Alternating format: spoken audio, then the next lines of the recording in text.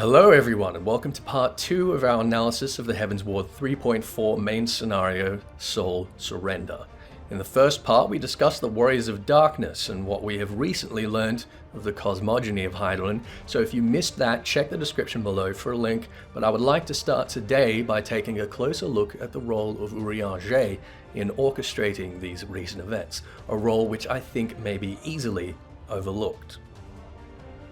For several patches now, we've been privy to some suspicious exchanges between Urianger, the Warriors of Darkness, and their taskmaster Elidibus, exchanges witnessed by Alisaie le Veilleur. They seemed to pivot around the Gurun Oracles, a tome which describes the sundering of the source and the true nature of our universe. Elidibus had evidently counted on Urianger being a creature moved by reason alone, and that he could therein be convinced over to the cause of the Ascians' kind of equilibrium if only he knew the truth as they do. It was no real surprise, however, that Urianger should take the opportunity to play the double agent. After all, he had no qualms deceiving people during 1.0 into believing that he was one of the mages of the ancient War of the Magi that had brought about the 6th Umbral Era in order to coerce the city-states into preparing for our own recent calamity. So he accompanied Elidibus and his puppets until he could fully learn and subsequently derail their plans, for which he orchestrated a direct conflict between the Warrior of Light and the Warriors of Darkness at the Bowl of Embers. His true goal, however, was neither the defeat of the Warrior of Light nor that of the Warriors of Darkness. Instead, he had incredibly found a way to eliminate their threat to our world, whilst concurrently offering them something that the Ascians could not. Convinced that their world, the first shard, would be consumed by light and become some kind of terrible purgatory, they had travelled here to the source in order to force their doomed world to be destroyed and return to the lifestream. Yet Urianger devised an alternative, that which we discussed in the last video, where Minfilia could commit herself as the emissary of Hydaelyn to travel to the first shard and see it preserved.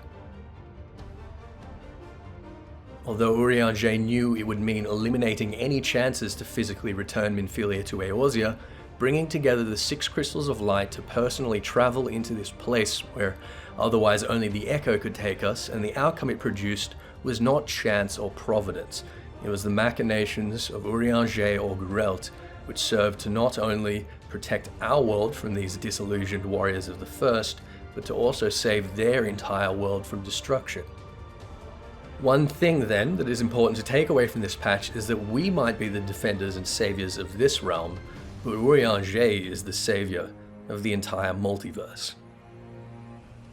The other character for whom we have seen the greatest progression during 3.4 is of course Alisaie le Veilleur.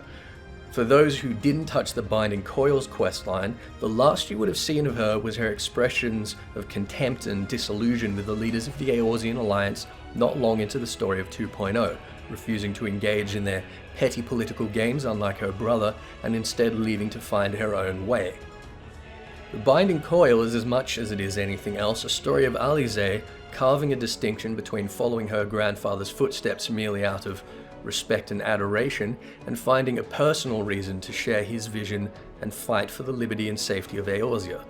Whether or not we completed this quest, it seems that in the interim she has embarked alone on a journey to seize and consolidate this reason, a journey which has taken her to most every corner of the realm.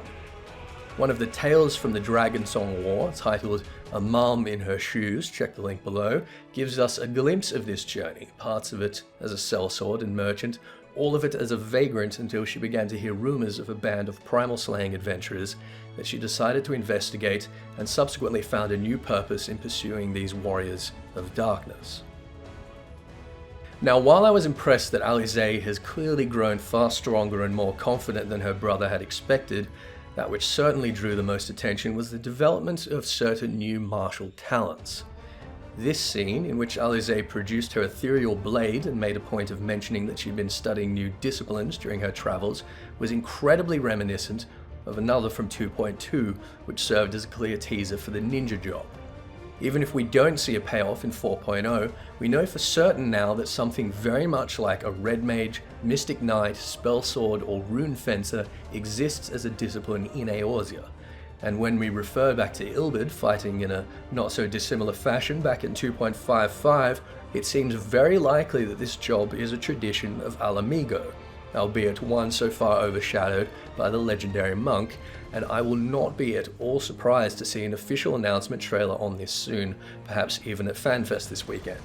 For those concerned about Alisaie's use of her book to summon her blade, I do not think that what we see here is a reflection of how the job would actually play. Just as Thancred transitioned directly from fighting as a gladiator to a ninja, I do not think that this new job would require either the wielding of books or a base class of Arcanist, and may not even use a purely ethereal blade outside of what appears to be a tier 3 limit break. It may instead use more tangible foils, scimitars or sabers, like that which is wielded by Ilbert. But that's enough on Alisaie and job speculations. I want to spend the time we have left pulling at some of the threads that were left hanging from the tail end of this patch. Firstly, whether or not she is, as I've suggested before, of the direct blood of the royal house of Alamigo, it has become abundantly clear that our Ida is not a native of Charlayan, and that she has an important part in the past and undoubtedly the future tale of Alamigo and the revolution which preceded the Garlean invasion. Gundobald refers to Ida's alleged father as a revolutionary, and I have no doubt that we will see an inquiry into her past bear fruit in the next few patches.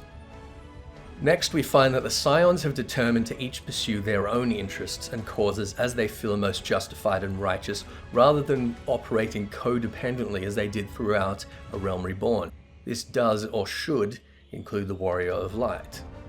Gaius, Ilbert, and now even Arbert have all warned us against acting as pawns, beseeching us to forge our own path. This is something that began to happen over the course of Heavensward, and it seems by the current state and ambitions of the Scions that we will continue in this development of being more and more led by our own compass. And then of course we have the Griffin, the would-be revolutionary adopting the image of the tradition Alamigan cavalry. But whilst appearing to lead the charge, he actually hides behind multiple layers of facades and body doubles. He is either a man desperate enough to enable the summoning of Ifrit in order to bolster his numbers and to accept the eyes of Nidhogg in aid of the Ascians, a man who would give anything to save Alamigo, or one audacious enough to play the Ascians at their own game, pending an opportunity to strike them down. A number of the major characters of 4.0 are yet to reveal themselves, and until they do, I'm satisfied to belay my bets on the true identity of the Griffin. And finally we have Nero Tolskava amongst the ruins of Cartano, evidently just now discovering the location of Omega and foreshadowing a regression to the role he played in Realm Reborn as the megalomaniac antithesis of Sid Garland. I had hoped that it would ultimately be Ilbert whom recovered Omega, but given that Nero was the one to repair Ultima from its ruined state, it makes sense that restoring Omega would require someone like him, and doing so does not exclude it from eventually falling into the hands of the Alamigan resistance anyway. But that covers what I think were the most interesting points of the Soul Surrender main scenario. As always, I would love to hear your thoughts below regarding anything we've discussed in these past few videos, or anything else from the 3.4 story that really got you thinking. Apologies for the break in content this week. I've been preparing for FanFest and juggling a few other admin jobs with Twitch and with my internet provider and so forth. But please look forward to seeing some coverage of the 2016 North America Final Fantasy XIV FanFest this weekend. So subscribe if you don't want to miss that, and I will see you all then.